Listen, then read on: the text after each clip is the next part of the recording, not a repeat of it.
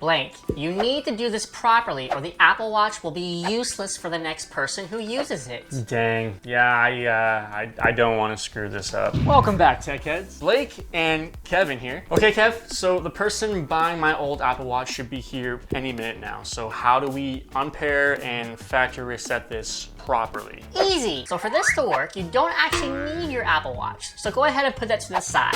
Don't break it. All you'll need is your iPhone that the watch is currently paired with. Open the watch app on your iPhone. Tap all watches on the top left corner of the screen. This will bring up all the watches you have paired with your iPhone. Whoa, hold up. Wait.